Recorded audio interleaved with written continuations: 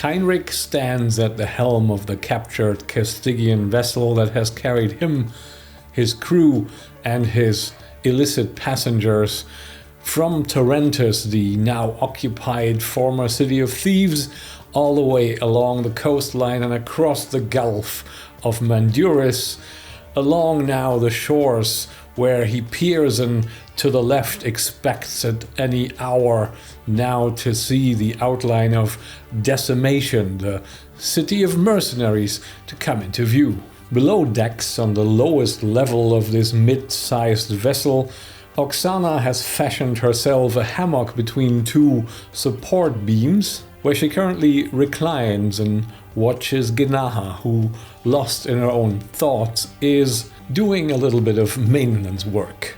She has propped up one of the ballast rocks against a wall and is slamming her fists into the unyielding stone again and again and again. Oksana has seen this almost ritual behavior of the nomad pit fighter often enough now to where it doesn't make her wince anymore, especially considering the wisdom that her strange, intense partner has shared about this punishing form of exercise, which is a lesson she has learned ever since she was taken from her traveling tribe as a child and sold off to a fate outside of her control. The lesson, imparted with the usual scowl, is this: whatever breaks, as long as it doesn't die, grows back stronger. And thus Genaha punches away, strengthening her hands, lost in thoughts of the time when she learned this lesson, her time spent initially the kind of back-breaking menial work that formed in her an incredible physical and mental strength before she was even a young adult, and then often remembering how it felt to drive her fists into the head of a transgressor that had come to her one night that turned out to be his final night. The flurry of her blows against the rock intensifies as she remembers her fate hanging in limbo. Would she be executed? Or would her owners seek to recoup their losses by passing her on to another fate perhaps more suited to one of her temperament?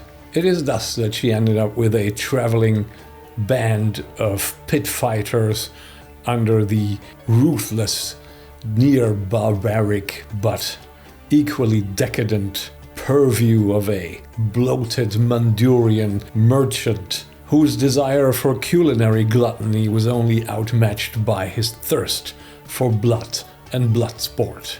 And as she continues inflicting micro-fractures to her knuckles and repeating that mantra that the thing that breaks and does not die will heal back stronger, she centers herself back in the present, understanding that there is, outside of these small moments of her allowing herself to look back into her past, not much point in dwelling on anything but the here and now. And so she does not wonder, as Oksana now does, what will await them there in Decimation, the city of mercenaries.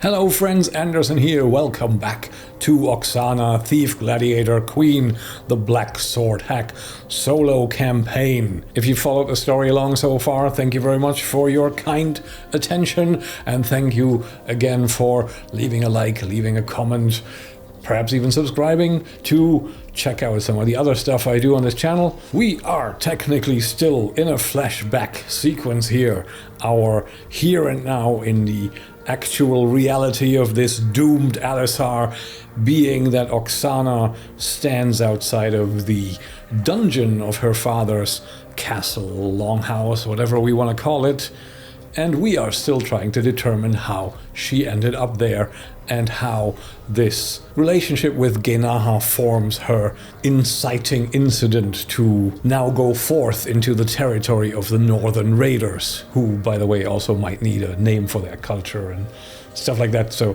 something we need to figure out as soon as we meet them. And meet them we probably should, which I think Decimation being as it's situated here very centrally, and that we understand that the Northern Raiders are also a traveling sort, might not be too unlikely to have an encounter here in Decimation once our stolen vessel makes landfall in the harbor there, which is probably something that will happen right as we enter back into the action. Maybe a quick word on the flashback character of this narrative.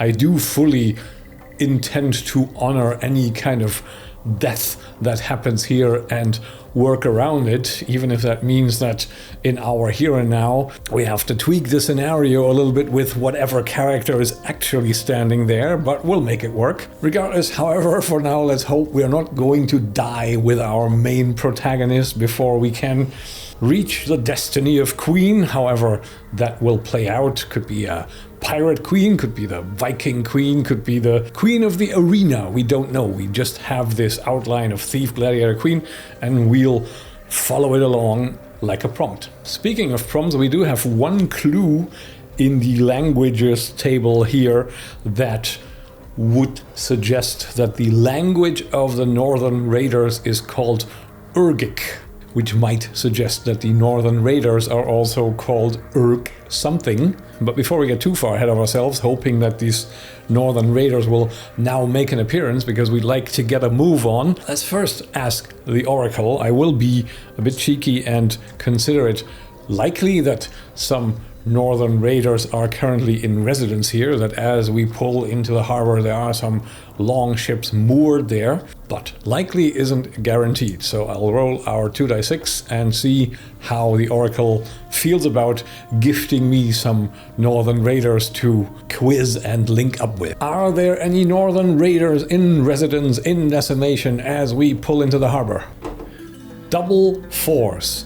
Yes, but with an extra bit of emphasis, which means it is a positive but, and signifies that an unexpected event occurs. If it's positive or negative for the protagonist, well, the indicator is overall positive, so we'll score a direct hit on the Northern Raider presence here. However, there is this but that will somehow poison the apple a little bit, or at least make it harder for us to immediately get what we want. I actually think I want to just grab a few theme and subject input prompts here, because I haven't done that in a while. Maybe that'll give us some background on what the Northern Raiders are actually doing here. Maybe they're hiring mercenaries, maybe they are mercenaries, and maybe that also explains what our complication is. So let's roll up a theme and a subject and see whether that links up nicely with our yes, but. The red one goes first. 66, holy crap, what's going on with these dice? Rebellion? 26, Architect. Rebellion Architect. I'm kind of flashing on the Northern Raiders here being exiled for a rebellion, and they're maybe now not knowing what to do, not being able to return home, looking to get themselves hired as mercenaries, and the architect of that rebellion is among them. So we picture a kind of a rebel leader that made a ploy for perhaps our father's throne as the or one of the petty kings. I feel like there's probably not a central authority there. That wouldn't fit very well with the Northern Raiders, but maybe like our father is a aging but powerful jarl of some kind, and the rebel has tried and failed to usurp the jarldom and has been exiled. Why would they not have been killed? Maybe they escaped. Did they escape? 3, no, but they were allowed to escape because the rebellion architect, and this is what makes this perhaps a bit of a oomph for our story and a complication, is Oksana's half-brother or sister. I think there's a firebrand son or daughter that has grown impatient with the softening ways of this aging Jarl and has pushed for a rebellion, has failed to get instated, and has been allowed to get away because the crafty old man on the throne has decided that perhaps this fire needs to be tempered before the rebellious offspring can be allowed back, and perhaps even using that experience now gained in exile, become a better successor. So I'm seeing the father as kind of a bit of a political animal besides being a no doubt capable warrior. And this is the move that they made now, that these northern raiders made with this rebellious princeling, whether it's a... Well, let's actually stop with the whether it's a... Is it a half-brother? 6. Yes. Okay. So we have our half-brother that we don't know is our half-brother anchored there with a couple of ships. Maybe there are 2 ships only. Not a very extensive rebellion, but I'm also picturing a lot of this northern raider clannish territory up there to be quite isolated and small, so that a bunch of crews of 2 longships with the requisite amount of warriors is maybe a couple of dozen fighters, and that's quite a force to be reckoned with in this world. So let's take note here. We have an exiled half-brother is currently lying at anchor in Decimation. Maybe this exile has just happened, or maybe they just returned from one of their first contracts. Yeah, maybe that's it. They've just returned from one of their first contracts.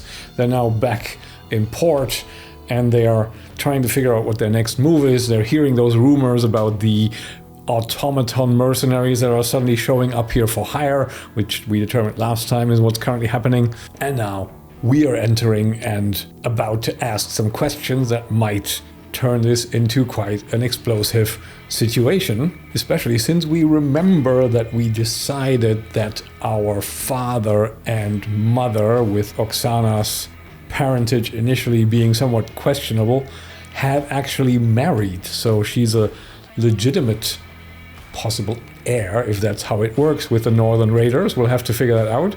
Couldn't maybe be the warmest welcome with a half-brother all of a sudden, especially if they're younger. Is he younger? He sure is. And since this is a hell yes, I feel like he is younger than Oksana, but first in line for the inheritance. So that creates a bit of a dynamic when suddenly the legitimate older sister shows up, provided that is somehow acknowledged, of course. Leave that up to the future. So we're noting younger, but otherwise first in line to inherit. And we need a name. What kind of a naming scheme do we give our Northern Raiders? Do we play it into the cliche? So are we going with Sven and Balgruf and whatever? Yes or no?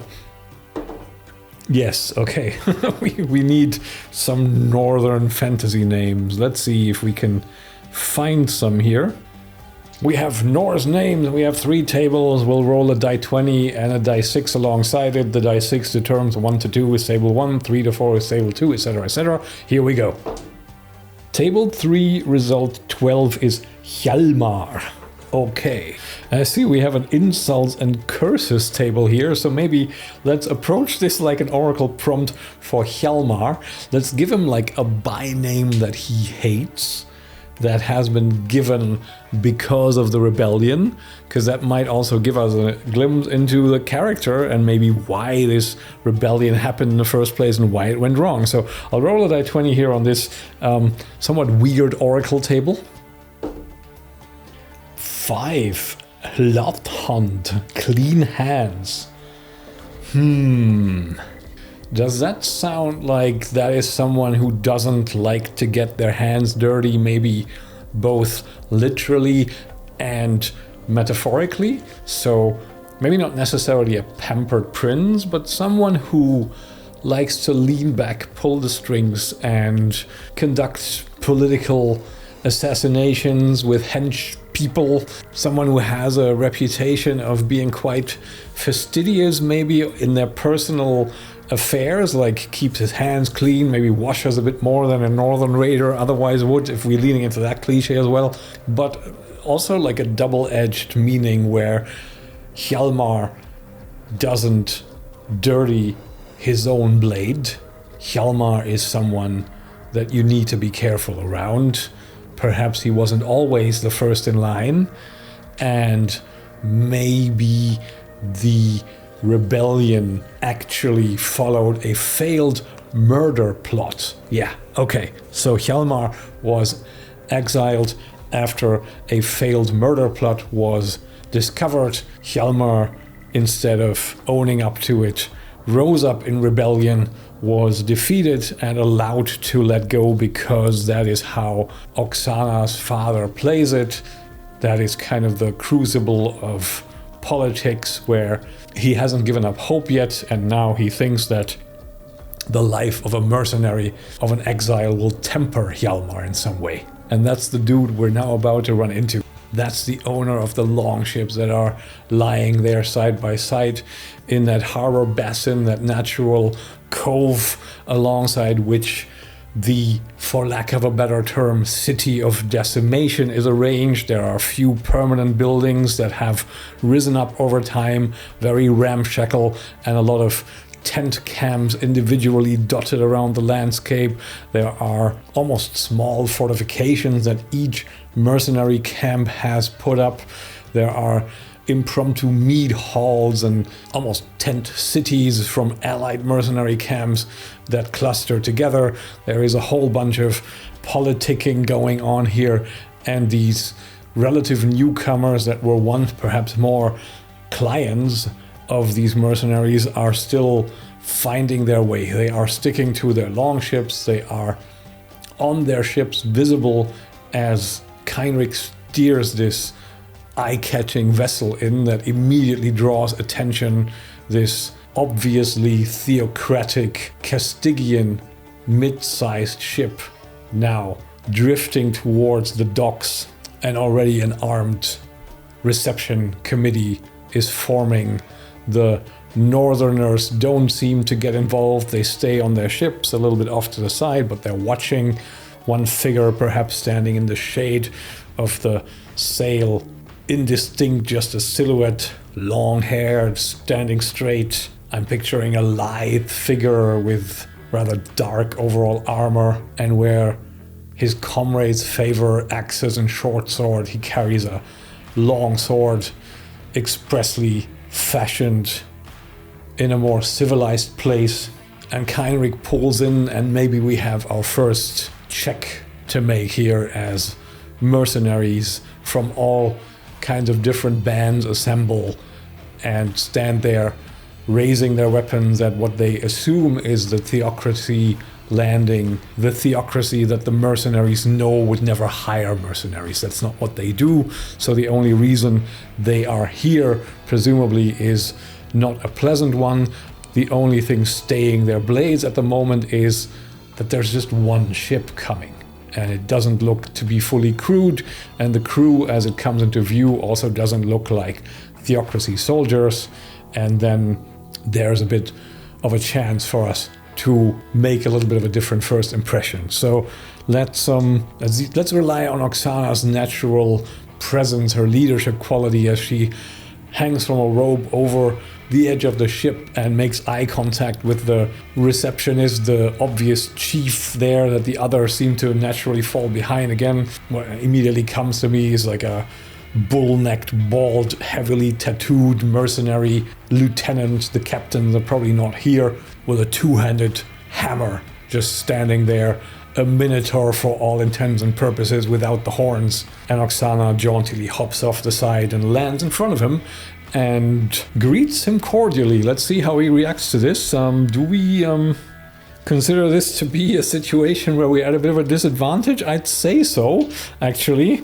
You'd better have a pretty good explanation, and you're not going to have a lot of time to provide one if you rock up here in a ship like this. So let me dig out Oksana again. The charisma is 13, so we need to hit below a 13 with 2 die 20. And that is a success. So this approach makes it very obviously clear that this is not a bunch of Castigians here, but they're on a Castigian ship. The mercenaries don't like the Castigians very much. So as Oksana lands on her feet and confronts this towering hulk with a very jovial, "How do you like our boat?" He throws his head back and roars with laughter and makes a bit of a show of appreciating the ship that now pulls up there before he says, "If you's jumping off, it means the original owners of that thing are at the bottom of the sea. I like it a whole lot." I think with those allegiances clearly defined and Oksana confirming that this is indeed where the original owners are, we're allowed to make landfall. And of course, already spying across, Genaha jumping off, pointing, kind of just elbowing Oksana in the side and inclining her bald head towards those 2 resting longships. "It looks like we found what we're looking for." Now, I don't think we're going to immediately rush towards the longships and go, "Hi, do you know what this tattoo means?" Or this drawing, rather, of a tattoo. But I think we don't need to really worry too much about the whole intricacies of how they spend their first evening or whatever. We know that this is not an established place, this is a transitory place, so there will be accommodations available. We assume that Oksana, Genaha, Keinrich, the crew leave their captured vessel in the harbor. Maybe a few of the crew stay behind and the rest make their way towards a sort of a lean-to against a rock wall with an overhang and a counter under it, some makeshift benches and planks and barrels to sit on, and some sacks filled with straw to lie on behind the rear wall. And of course they're going to sort themselves out first with food and drink and a little bit of time away from the ship before they can go back and rest there. But there's one question to, of course, address now that they're here, and Oksana addresses it as they sit down, Keinrich, the crew, Genaha, and raise their first mug. "So is this where we part ways, or what are your plans, Keinrich?" And the grizzled captain thinks a moment and will ask the oracle, "Is this where we part ways?" Hell no. Okay, I don't know, actually. He wants to do something, but I can't figure it out. This no is not something I expected to get, but I'm all the more happy for it. Let's see if we can determine what is happening with the Northern Raiders at the moment. These adventure hooks, maybe that gives us a clue. Maybe it's a rumor that Keinrich has heard, which draws him there, why we want to continue the journey there together. So we roll a die 6. 2. A raider has visions of a golden city on the other side of the ocean. She seeks volunteers to mount an expedition. These dreams are a plea for help from a dying civilization. Okay, so Keinrich has heard about this expedition and that this raider captain is extremely picky and that there's a huge payoff, and maybe things are just a little bit too hot here right now. He's lost his empowerment from the Merchant League, he's lost his ship, he's probably now a wanted man by the Castigians. He figures that his best chance to lay low is to just get the hell out of this area, this part of the world here, this center sea, and maybe go parts west and try to find that golden city, or maybe even south. Maybe we're thinking more, if we're thinking in Earth geographical terms, we're thinking more of something like El Dorado or something like that. So that tracks. Keinrich briefly summarizes that that's what he's heard, and maybe even says, "Could I not interest you in joining me on this?" But of course, Oksana and Genaha have other plans. They want to figure out this familial connection, but their ways don't part here. And with that clarified, they get rip-roaringly drunk, and then they go back to the ship and they call it a night. And the next morning, after Genaha again does her microfracture exercise and maybe bashes her shins with a wooden paddle just to condition herself. You don't get a die to punch people in the head for nothing. They are still nursing their hangovers and blinking into the bright morning sun. And there are those two ships again, and there's some activity on deck there. And there is again that figure standing there, thoughtfully, hand on the pommel of this well-made sword from a more civilized place, perhaps from the Forbidden City, where they managed to acquire it from a legendary blacksmith once. Or maybe Mr. Clean Hands just got it as a gift. And they are, of course, now planning to ask about the tattoo. But first they're gonna observe them a little bit. I think they're spending the morning kind of looking out, not too obviously staring in that direction, but Oksana and Genaha want to scope out. Maybe they can ask one of the raiders as they foray out into quote-unquote town.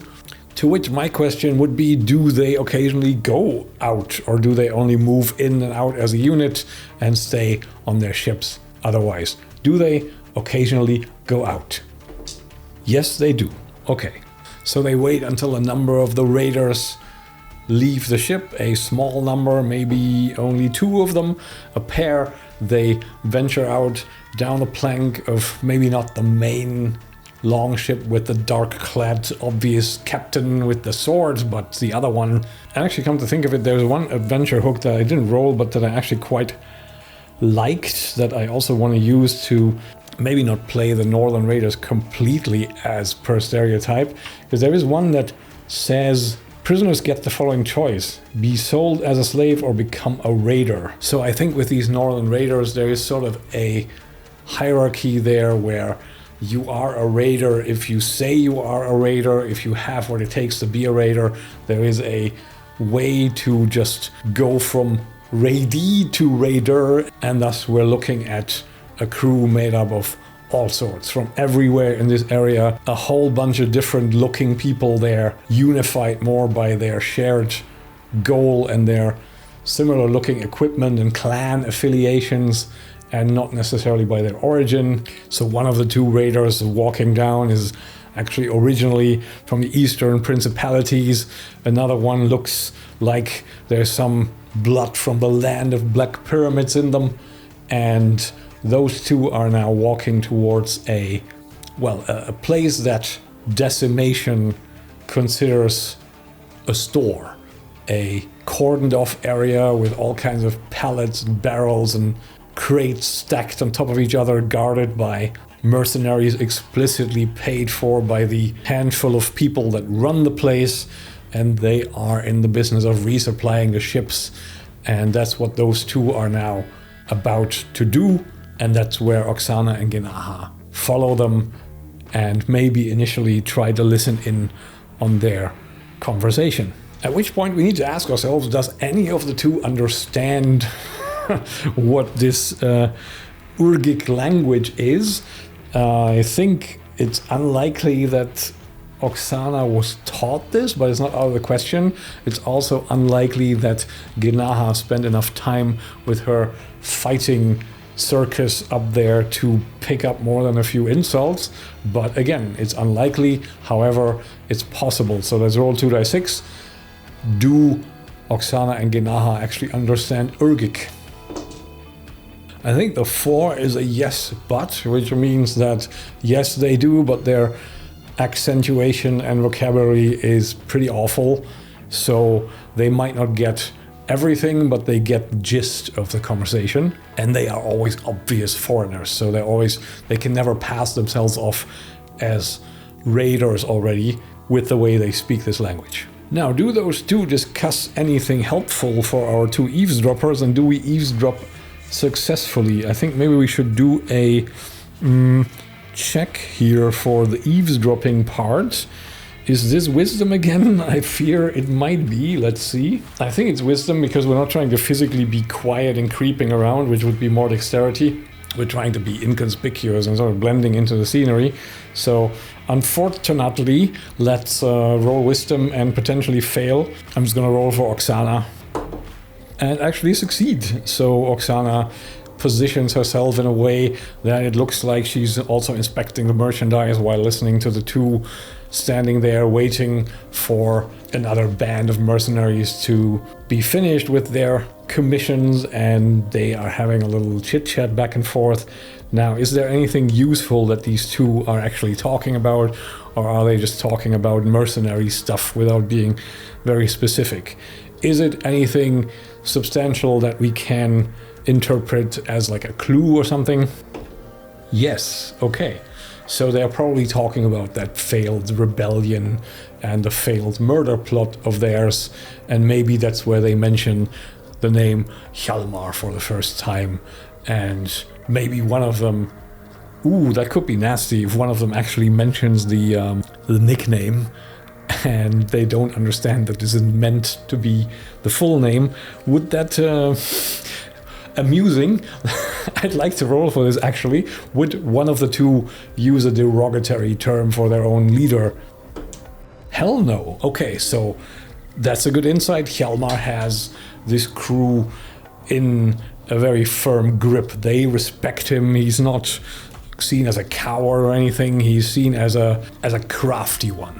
So no, they just talk about Hjalmar and the old man, and that maybe they have their suspicions of that it was very quick that they gave up on the pursuit, and what if the old fox let us run away so he can bag us later? And the other one goes, this is not how he operates, there's more to this.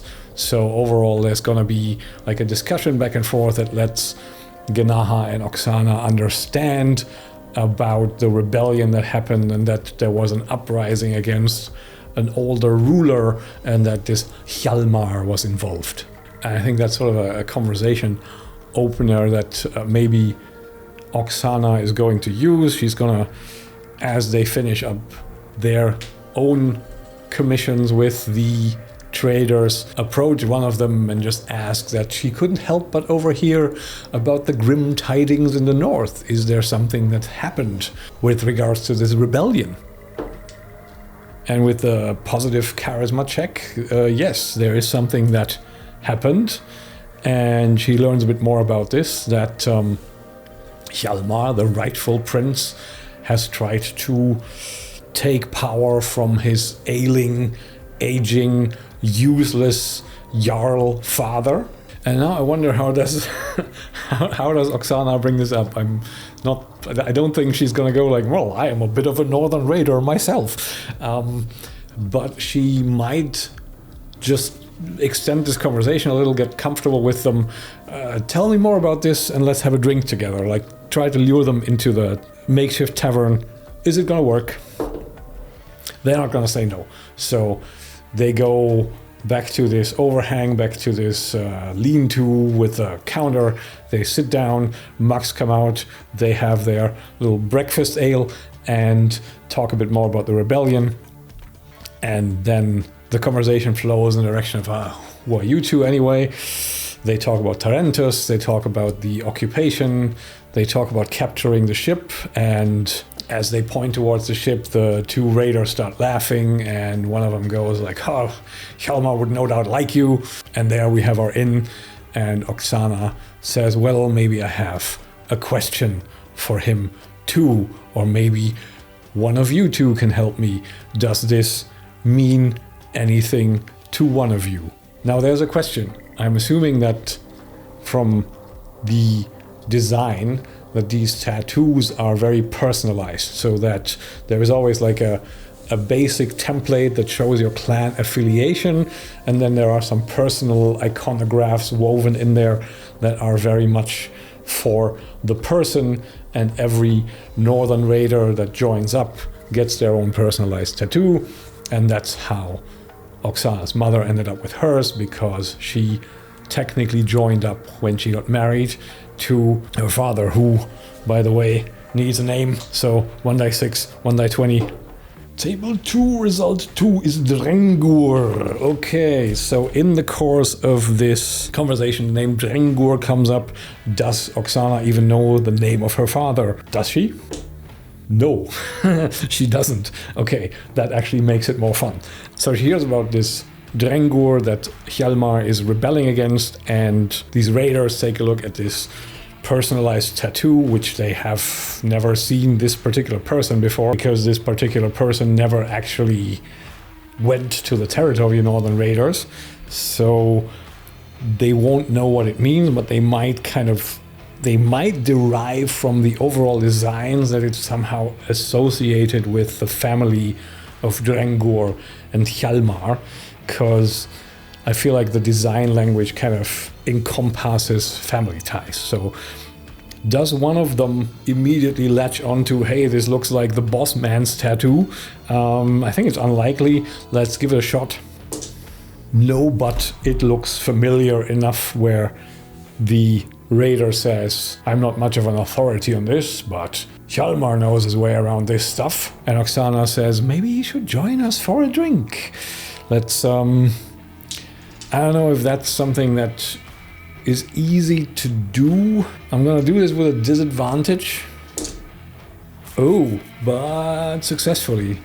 So the rebellious half-brother will join Oksana for a drink and be shown the tattoo. No doubt to great effect and an even greater reaction, which we'll figure out next time. Thank you very much for watching. I'll catch you then, and bye for now.